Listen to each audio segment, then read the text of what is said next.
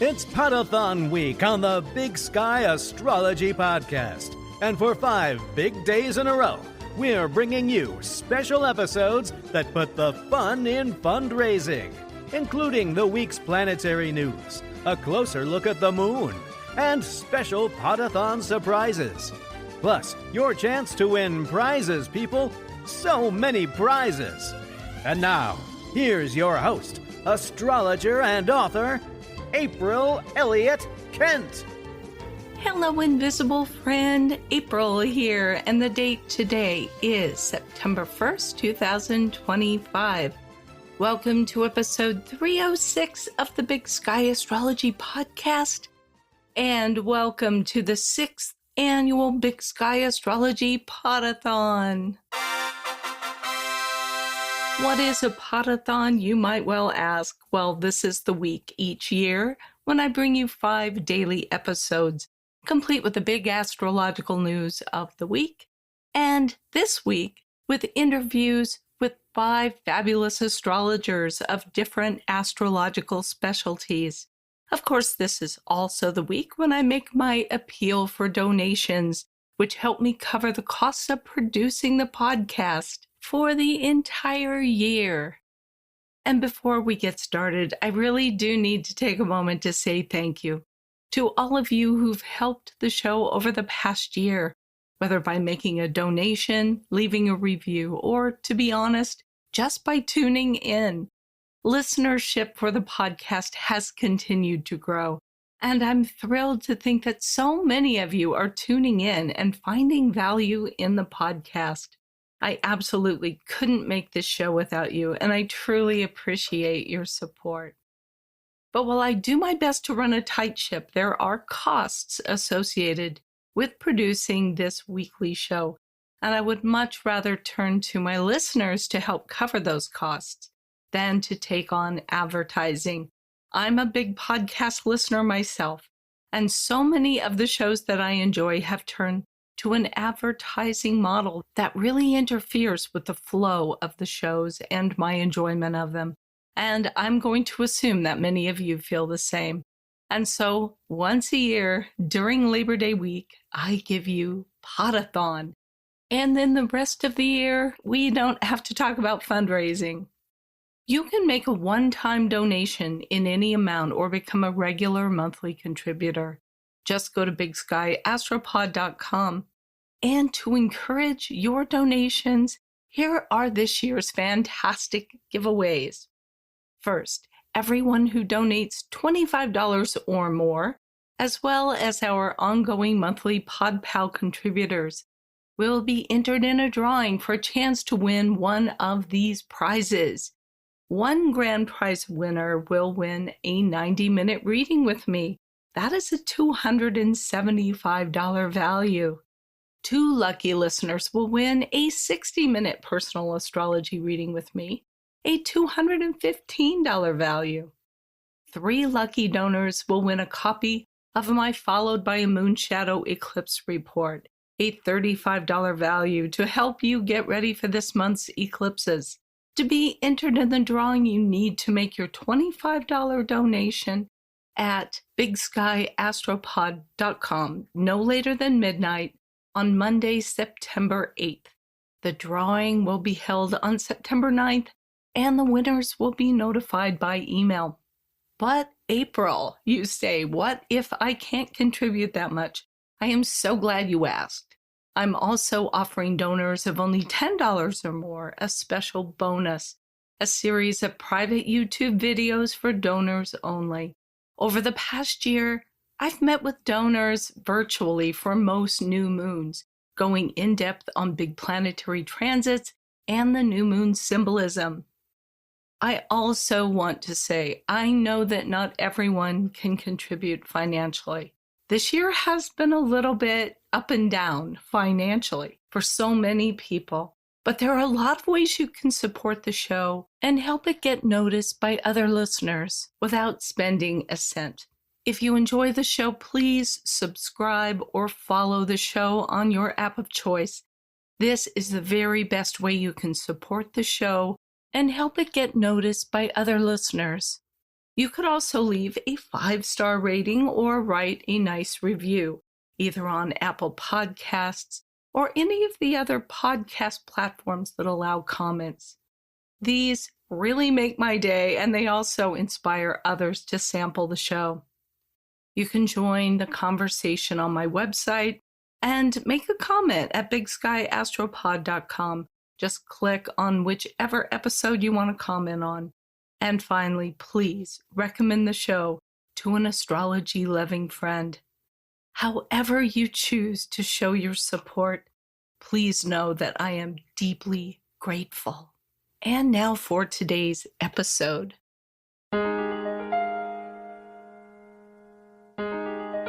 In this week's special daily episodes, I will be covering the week's major astrological news, and each day an interview with a fellow astrologer, each practicing in a particular astrological specialty: Hellenistic astrology, Vedic, psychological, and astrocartography. And today I will be speaking with the wonderful Dabney Lawless of the wonderfully named Lawless Astrology about her specialty, evolutionary astrology. But first, let's take a look at today's planetary news. And we do have something fairly special today. At 1:05 a.m. Pacific time, Saturn retrogrades back into his previous sign, Pisces, and will be there through February 13th, 2026, at which time it will return to Aries. Since Saturn entered Aries back on May 24th, creating new things, setting new boundaries and structures has been more action-oriented, even while Saturn's been traveling with Neptune in early Aries, which feels like it should have a somewhat softer quality. As a person who has planets and points in early Leo and Sagittarius, I have to say that I have found this brief foray of Saturn into Aries a lot more refreshing than I expected. Now that Saturn returns to Pisces for a while, the focus returns to spiritual foundations, emotional boundaries, rather than that outer focus, let's get it done quality of Aries. This return of Saturn to Pisces overlaps with eclipse season, which begins at the very end of this week, with a full moon lunar eclipse that's also in Pisces, and the solar eclipse at 29 Virgo on September 21st makes a close opposition to Saturn in Pisces. Here's the kind of lesson this last pass of Saturn in Pisces might be suggesting we look at. Think about the way your parents taught you to treat other people, to be kind and thoughtful, and to put yourself in their place to imagine how you should behave with them. If you have lost track of these kinds of behaviors in recent months, now is a time to revisit them and to remind yourself that it's important to be kind as well as productive moving forward. This Labor Day Monday brings a very brief void of course moon in Sagittarius. The moon squares Saturn at 6:38 p.m. and enters Capricorn at 6:44 p.m. This void of course moon sees the moon in Sagittarius, which is pretty exuberant and freedom-loving, getting reined in just a little bit by Saturn, again with that message of being kind to each other. And then when the moon goes into Capricorn this evening, it's a couple-day period of getting back to work, focusing on our main objectives, and working hard to achieve what we want.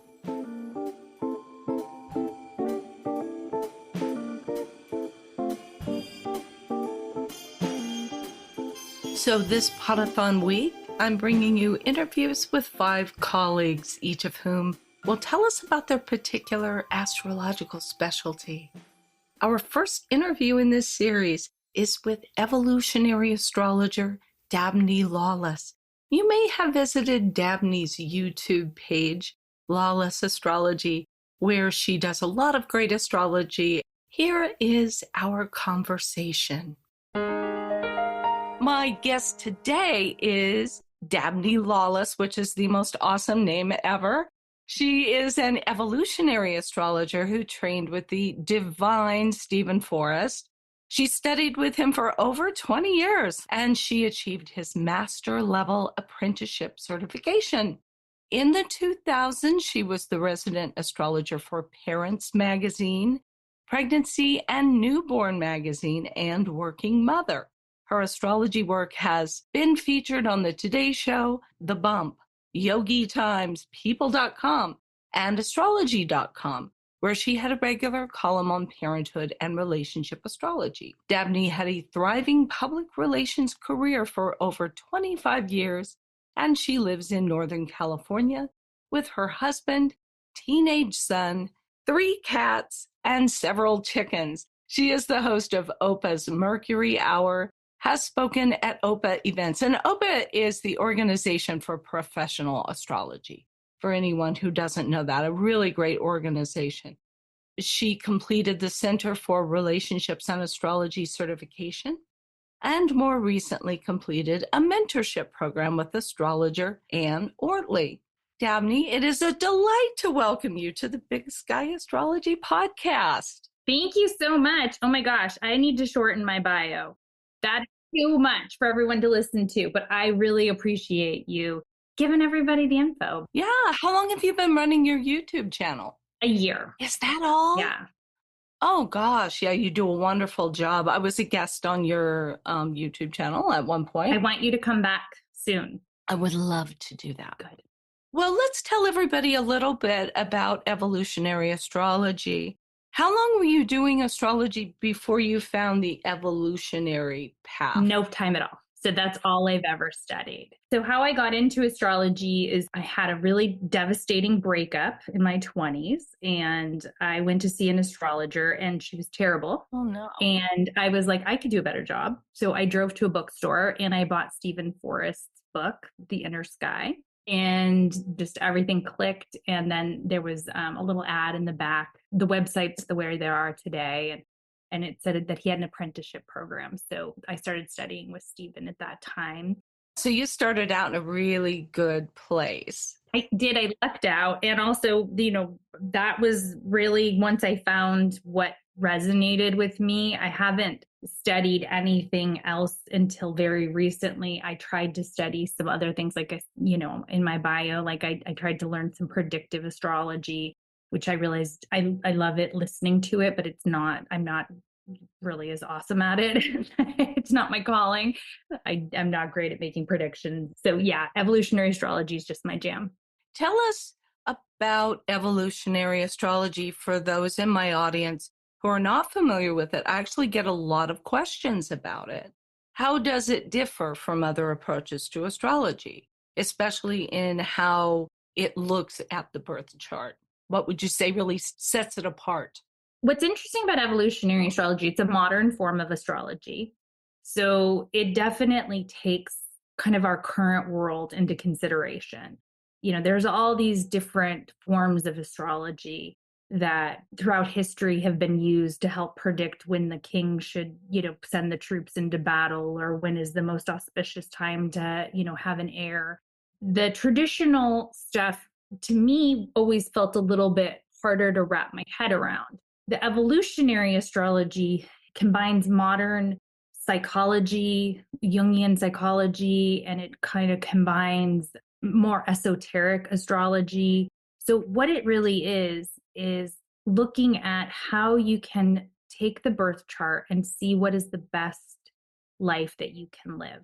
So that's the beginning framework for me, is to think that astrology and a birth chart will illustrate when you're on track in your life and when you're off track in your life.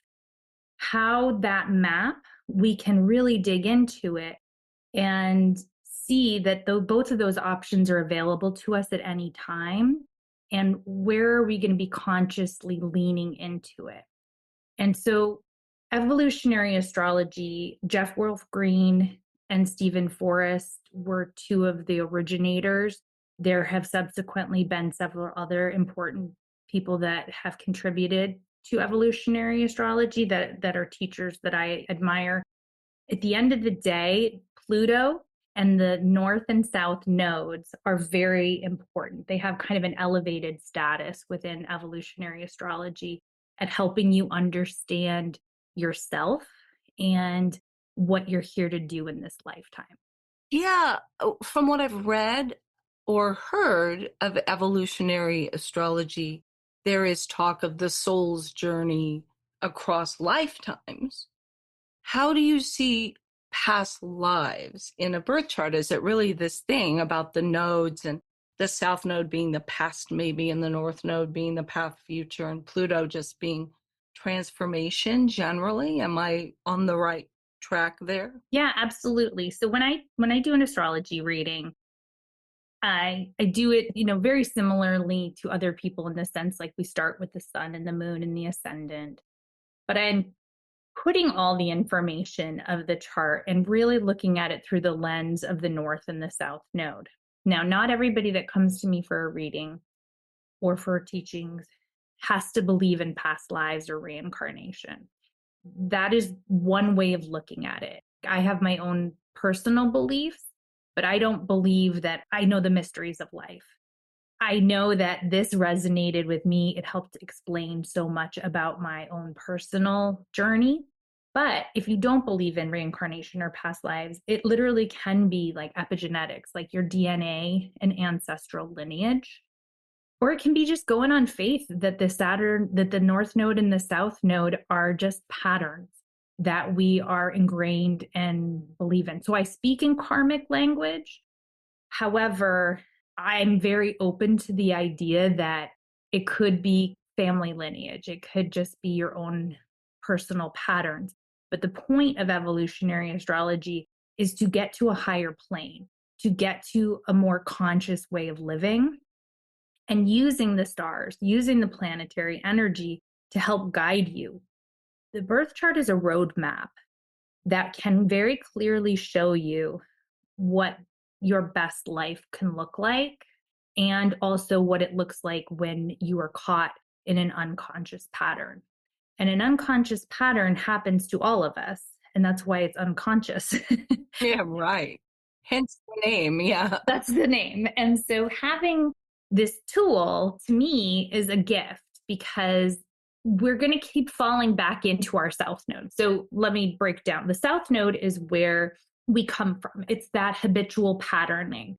And so that could be looked at as the past life. It could be looked as ancestral lineage, but it is the thing that has got you stuck and something went wrong. So we look at it from a kind of more negative viewpoint, even though there are gifts that come with the south node. So in more traditional astrology, the south node isn't looked at through so much of a negative lens. They look at it more as sort of this balancing point of the tail and the head of the dragon. But through evolutionary astrology, it really is this sort of acknowledgement of the gifts that you've been given through some of this habitual patterning, but also like where it maybe keeps you stuck. And stretching yourself to the north node, which is where your soul wants to go, can help you live a more free life, a life like that flows a little bit more, because ultimately that is what your soul is choosing. It's saying, this is what I want to do, but it takes a consciousness. Like you can't just wake up and do what you always are used to doing, because then you're going to just keep doing what you're used to doing, like being on a merry-go-round. Yeah, which we know from regular life as well. When we find ourselves stuck in a kind of profession that we've been doing forever and doing it in the same way all the time, and we get really stuck and stagnant and bored. How do you frame this for people? I always struggle with this when I'm working with clients and they have a really difficult planet in a conjunction with the North Node. So that's an interesting one, the North Node. For an example, are you thinking like someone has Pluto conjunct the North? Yeah, or Saturn or something. Okay. So it's so individual, but very much this is what I would do is I would look at the South Node and I would look at what sign the South Node is in, what house the South Node is in, And that starts to give you kind of a clear picture about what they're here to work on, what they're here to release or let go of. If there is a challenging planet like Saturn that is conjunct the North Node, that means it's opposite the South Node. So that was something that they had to contend with in a past life. That was a force that pulled against them in some way, like, an opposition. I mean, an opposition is like, we have to negotiate to get this problem solved, but it feels like I'm being torn apart. So I take that element of the Saturn and put it into the story. That's a piece of the puzzle. So then I would look at the kind of negative side of that, where it's, okay, you were oppressed, you were constricted, you worked too hard. I mean, there's other clues with different planetary aspects. And like I said, the house and the sign and the ruler of so there's all these different pieces that come into it. But you would look at it through kind of a negative lens when you're looking at the South Node. And then you would look at it through the positive lens in the North Node. You would say, what is the evolutionary purpose of having Saturn here is that you are responsible, that you have authority, that you have agency and power in some way, that you're reclaiming that.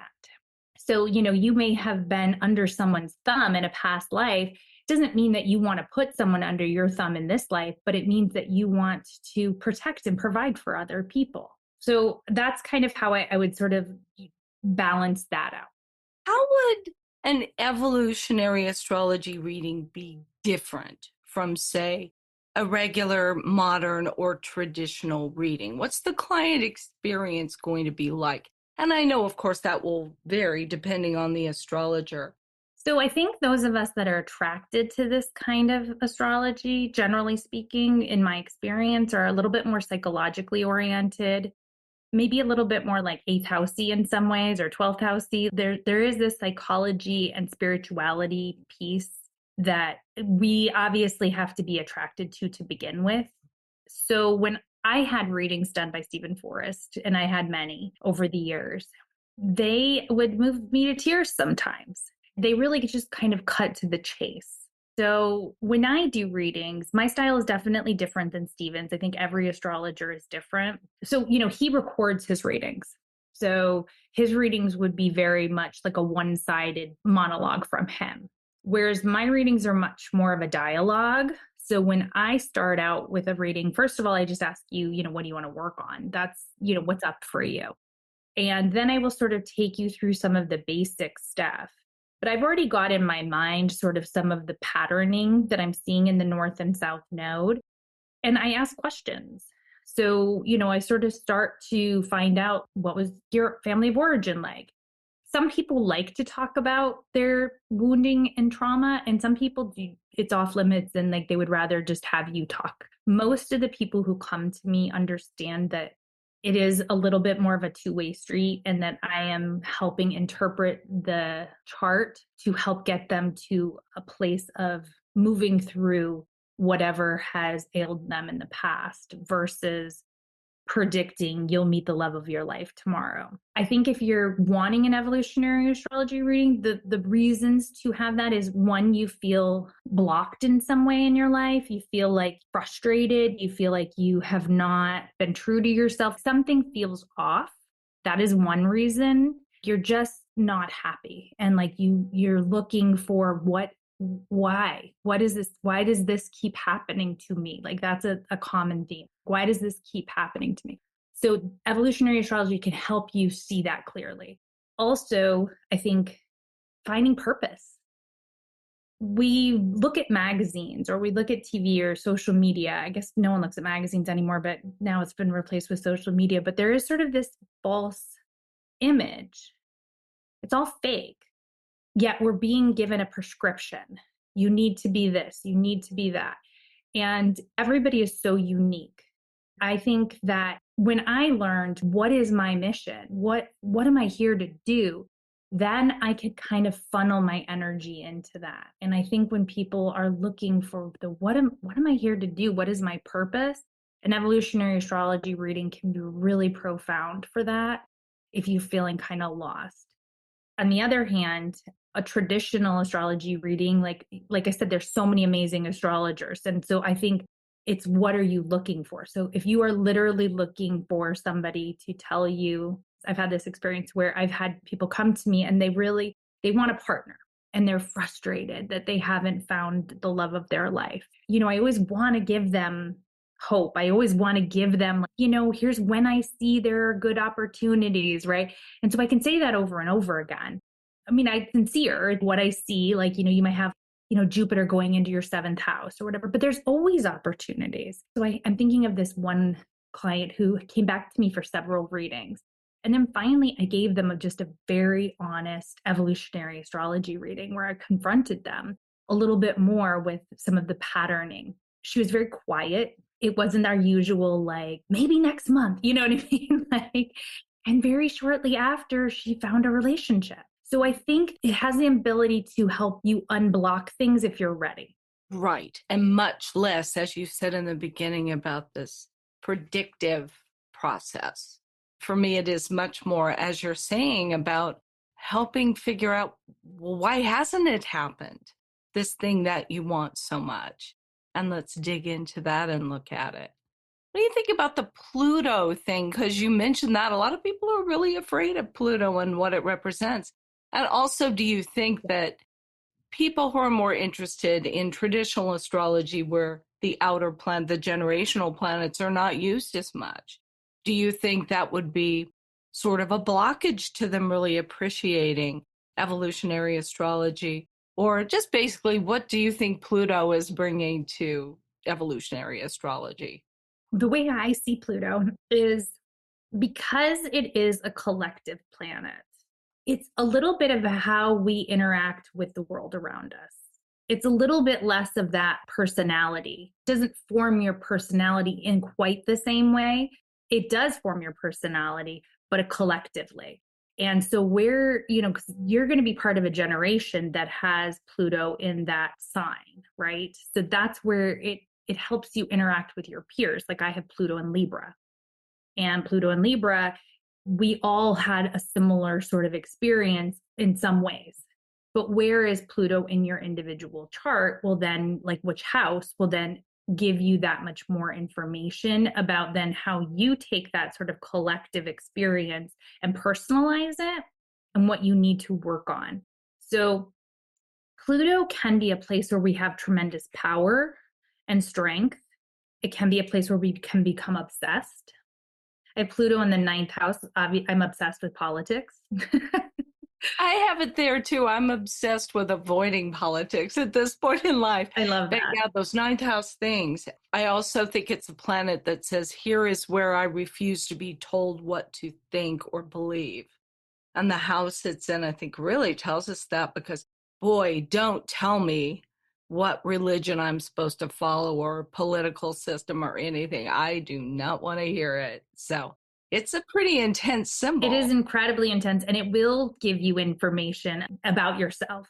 And one of the things I learned by getting a reading from someone who studied under Jeffrey Wolfgreen directly was that they really look at the polarity of Pluto as almost like the answer to that, because there is so much strength and power in that positioning, wherever that is, and understanding the polarity, the opposite house, and really leaning into that helps alleviate some of the challenging aspects of Pluto, which can be that obsession, which can be that desire and belief that you are you are the god of the underworld. There is this feeling with Pluto, wherever it is, that like you do know everything about it. You feel that power in yourself, and that sometimes can be a positive thing depending on your chart, but sometimes you need to balance it out.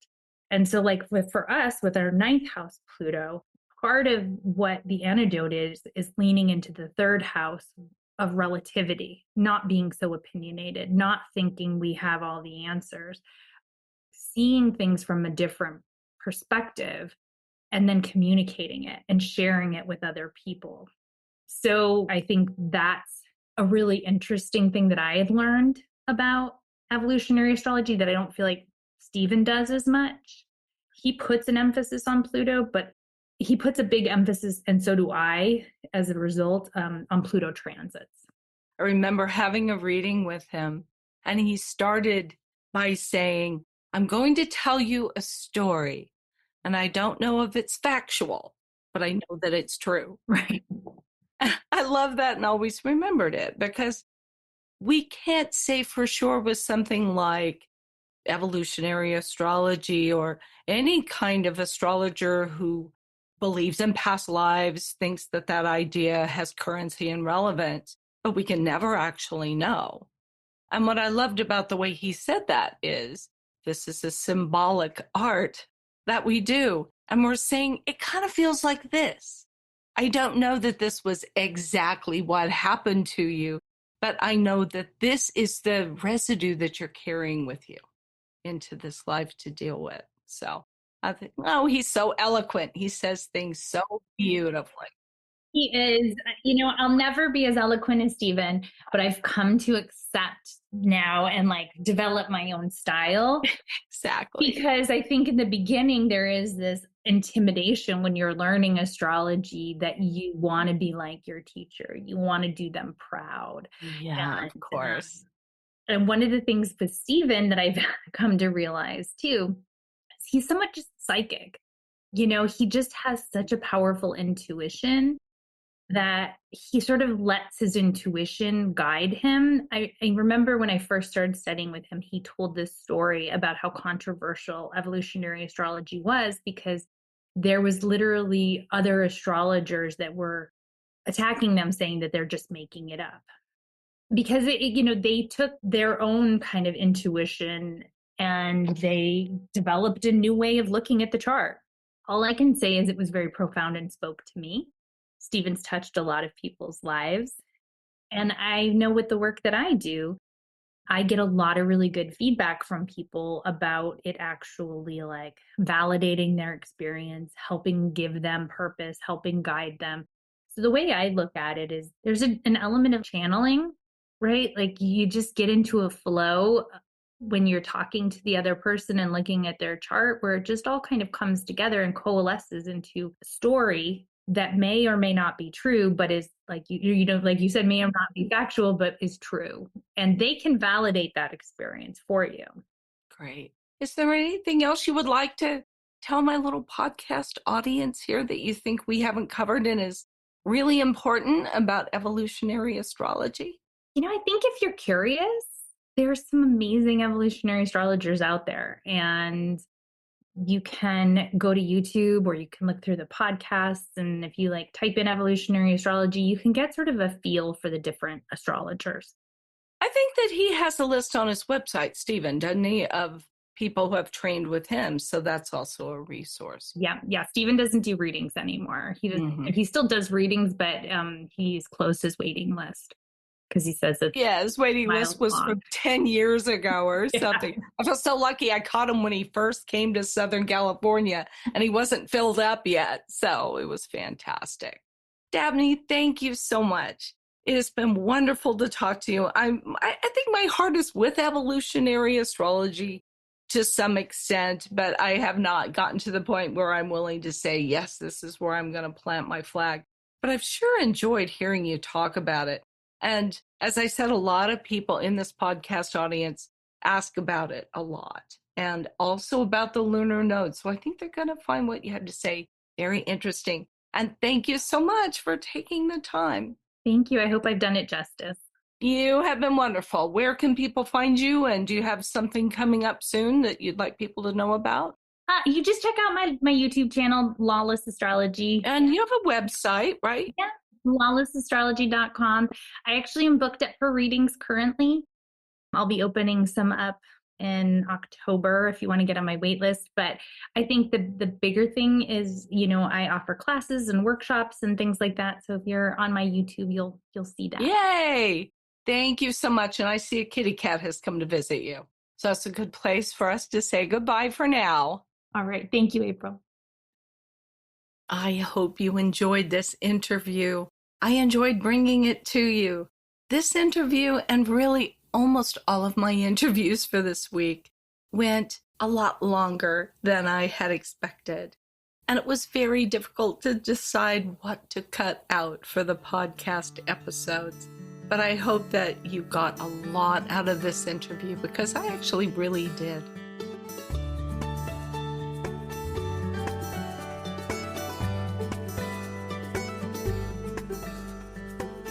That is everything on my show sheet, so I'm going to wrap this one up. Thank you for listening to the Big Sky Astrology podcast and joining me for the first episode of the 6th annual Podathon. It is so hard to believe that I've been doing these Podathons for 6 years. This weekly podcast is audience funded, and your generous donations help me keep the podcast coming to you ad-free. To make your donation, please go to bigskyastropod.com. Anyone who donates $10 or more will receive access to a series of private YouTube videos for donors only throughout the year. And if you donate $25 or more, you will automatically be entered in my drawing for a chance to win a 90-minute reading, a 60-minute reading, or one of my moon shadow eclipse reports. As longtime listeners know, I love to thank all my financial donors on the air over the next 12 months. If you do not want me to mention your name, please just email me, april@bigskyAstrology.com. You're also going to receive a donor email that has this information, but I wanted to make sure to mention it here too. This week, I'm thanking monthly donor Kathy Sullivan Thompson and donor Bernice Harmick. Bernice and Kathy, thank you so much for listening and for supporting the show with your donations. Thanks very much to all of you for helping me kick off this 6th annual Podathon. Join me again bright and early tomorrow morning for another episode, including an interview with Vedic astrologer Kenneth Miller. And until then, keep your feet on the ground and your eyes on the stars. That's it for today. Don't forget to make your donation at bigskyastropod.com and join us each Labor Day weekday for another very special episode of the Big Sky Astrology Podcast.